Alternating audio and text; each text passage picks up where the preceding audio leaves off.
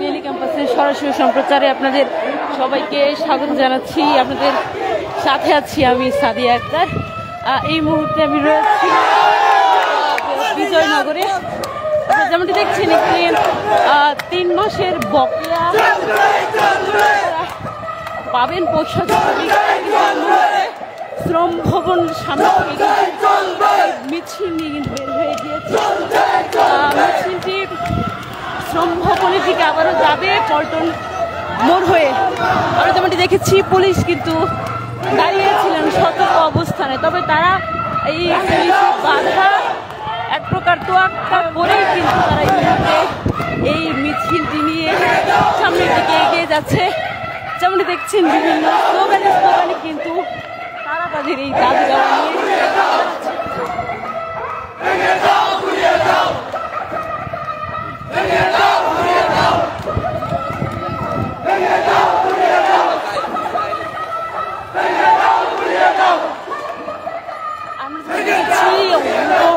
অনেকদিন ধরেই তারা এখানে বিক্ষোভ মিছিল করছিলেন, শ্রমভবনের সামনেই অবস্থান নিয়েছিলেন তারা। তবে কোনো ধরনের আসলে ফলাফল না পেয়ে এই মুহূর্তে তারা আজকে আবারও কর্মসূচি দিয়েছে শ্রম ভবন। একবার এসেছিলাম এখানে, যেমন দেখেছি এখানে শ্রমিকরা কিন্তু অবস্থানে ছিলেন এবং প্রত্যেকের আসলে যে দাবি সেটি হচ্ছে তাদের যে 3 মাসের বকেয়া বেতন এবং সামনে যে ঈদুল ফিতর আছে সেই ঈদুল ফিতরকে কেন্দ্র করেই কিন্তু তারা সেই বোনাস কিন্তু তারা দাবি করছেন। তবে সরকার থেকে আসলে কোনো পদক্ষেপ এখনো পর্যন্ত গ্রহণ করা হয়নি। আমরা যেমন দেখছি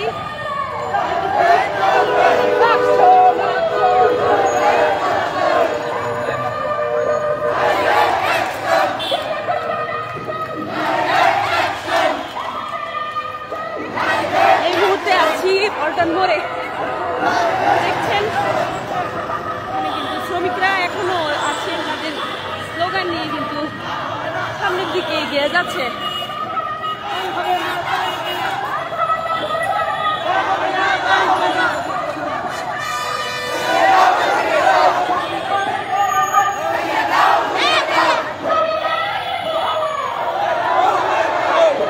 আমরা যেমনটি দেখেছিলাম এখানে মিছিল নিয়ে যখন তারা সামনের দিকে এগিয়ে আইন শৃঙ্খলা রক্ষাকারী বাহিনীর কয়েকজন সদস্য কিন্তু সেখানে দাঁড়িয়েছিলেন। তবে সেই আইন শৃঙ্খলা রক্ষাকারী বাহিনীর আসলে উপেক্ষা করেই তারা বের হয়ে গিয়েছেন। দেখছেন এখানে একটি ঢাকা মেট্রোপলিটন পুলিশের গাড়ি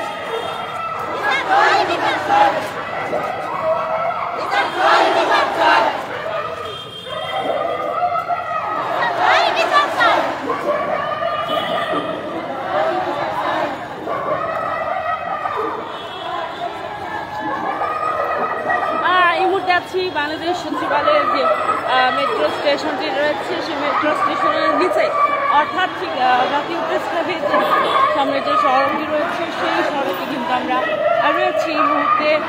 যেমনটি দেখছেন শ্রমিকরা কিন্তু বলতে গেলে বেশ ক্ষুব্ধ হয়ে আছে।